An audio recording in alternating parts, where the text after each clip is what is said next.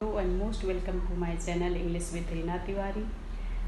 Dear student, आज मैं आपको क्लास 10th का फर्स्ट पोएम जो है द डस्ट ऑफ स्नो, जो रॉबर्ट फ्रॉस्ट के द्वारा कंपोज किया गया है, उसको मैं पढ़ाने वाली हूँ, बताने वाली हूँ आपको। और मैं आपसे ये बताना चाहती हूँ कि ये पोएम तो बहुत ही छोटा है, very short, but it has very deep meaning, deep moral.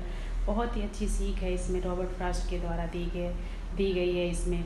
और इस छोटी सी कविता में उन्होंने बताया है कि कुछ हमारे समाज में कुछ अंधविश्वास हैं जो हमें नहीं मानना चाहिए, जो अक्सर हम उनके चक्कर में पड़कर अपने बहुत सारे नुकसान कर लेते हैं। तो यहाँ पर उन्होंने ये बताया है कि क्रो, जिसको हम लोग बहुत ही अपशगुन मानते हैं, बैड ओमेन मानते हैं, लेकिन उन्होंने इसको बैड ओमेन को एक बहुत ही गुड लक के रूप में साबित किया है। और यही नहीं, यहाँ तक कि धतूरे का पेड़, जिसे हम लोग बहुत ही जहरीला मानते हैं, उसको उस पेड़ को उन्होंने बहुत ही पॉजिटिव उस पेड़ को उन्होंने बहुत ही पॉजिटिव ढंग से प्रेजेंट किया है, बहुत ही अच्छे ढंग से प्रेजेंट किया है। और वो ऐसा पेड़ है धतूरे का पेड़ जिससे बहुत सारा डस्ट ऑफ स्नो जो है वो लगा हुआ है। और इसके थ्रू उन्होंने बताया है कि कैसे पोएट का मूड जो है वो चेंज हो जाता है धतूरे के पेड़ के नीचे।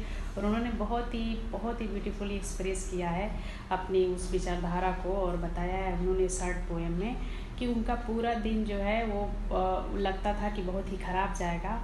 और इस तरह से उन्होंने बताया कि कैसे उनका दिन जो है वो ख़राब होने से बच जाता है। और वो उन्होंने आगे एक्सप्लेन करते हुए बताया है कि किस तरह से एक छोटी सी इंसिडेंट जो होता है, लाइफ का एक छोटा सा इंसिडेंट जो है हमारे जीवन को खुशियों से भर देता है। और कभी कभी बड़ी चीज़ें हमारे लिए कुछ मायने नहीं रखती हैं, और छोटी छोटी चीज़ें कुछ ऐसी चीज़ें होती हैं जिससे हमारा लाइफ बहुत ही ब्यूटीफुल एक्सप्रेशन हो जाता है उसका, और बहुत ही अच्छा हो जाता है, बहुत अच्छा गुड फील हम लोग करने लगते हैं। तो इसके बारे में उन्होंने बताया इस कविता में।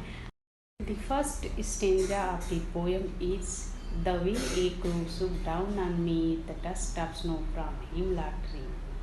यहाँ पर कवि ने ये बताया है कि वो एक धतूरे पेड़ के नीचे खड़े हैं, और वहाँ पर एक कौवे का आगमन होता है, एक कौवा आता है, जिससे क्या होता है, बर्फ़ का कुछ डस्ट जो है उनके ऊपर गिर जाता है। इसलिए कविता की लाइन का अर्थ होता है द वे ए क्रो सूप्ड डाउन ऑन मी, यानी कि जिस तरह से उस कौवे ने मेरे ऊपर डस्ट जो है वो गिराता है बर्फ़ का, हिमलॉक ट्री के नीचे, यानी कि वो पेड़ के नीचे खड़े हैं, और एक कौवा आता है और वो डस्ट ऑफ स्नो जो है उनके ऊपर क्या करता है, फॉल करता है, गिराता है। और उससे क्या होता है, उनका मन जो है वो बदल जाता है। उसका वर्णन उन्होंने नेक्स्ट स्टेंजा में जो है वो किया है। In the second stanza the poet says has given my heart a change of mood and save some part of the day I had rued. यानी कि इस कविता में उन्होंने ये बताया है, इस स्टेंजा में उन्होंने ये बताने की कोशिश की है कि जो बर्फ़ का टुकड़ा उनके ऊपर गिरता है, इससे उनका मूड जो है वो टोटली चेंज हो जाता है। डिप्रेसिव मूड से अब वो हैप्पीनेस की तरफ जाने लगते हैं, उन्हें खुशी मिलने लगती है, उनका मूड चेंज हो जाता है। और उन्होंने बताया है कि जो दिन का मुझे पछतावा हो रहा था, रिपेंट कर रहा था, रूड कर रहा था कि मेरा दिन बहुत ख़राब जाएगा, लेकिन जो एक छोटी सी इंसिडेंट हुई है, जो कौवे ने उनके ऊपर जो है डस्ट ऑफ स्नो गिराया है, नेचर के द्वारा जो प्रतिक्रिया हुई है, उससे उनका मूड जो है वो पूर्ण रूप से बदल जाता है। और वो कहना चाहते हैं कि कभी कभी लाइफ में हमारे ऐसी छोटी छोटी चीज़ें होती हैं जो बड़ी चीज़ें नहीं कर पाती हैं, और वो हमारे that Robert Frost is a realistic poet because he always represent in his poem the realism of life, anybody।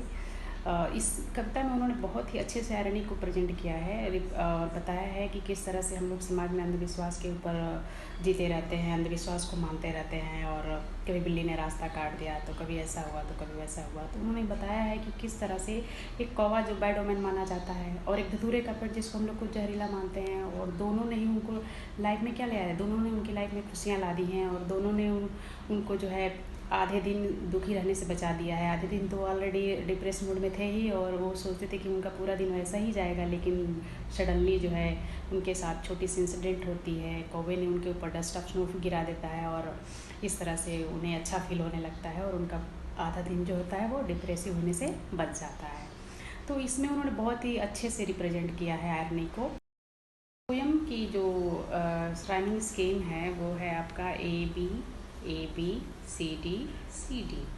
बहुत ही ईज़िली एक्सप्रेस किया है कवि ने इसे, बहुत ही अच्छे से ब्यूटीफुली एक्सप्रेशन दिया है और इस छोटे से कविता को इतनी बड़ी सीख में बदल दिया है। ये कोई और नहीं, रॉबर्ट फ्रॉस्ट ही कर सकते हैं। आप जानते ही हैं कि एक अमेरिकन पोएट है और इन्होंने 4 बार अपनी पोइट्री के लिए जो है पुलित्ज़र प्राइज़ जो है प्राप्त किया है और इनके बाद इस तरह से 4 बार किसी और ने प्राप्त नहीं किया है। तो ऐसे हम अंदाज़ा लगा सकते हैं कि इनकी क्या वैल्यू अमेरिकन पोइट्री में या फिर ऑल ओवर द वर्ल्ड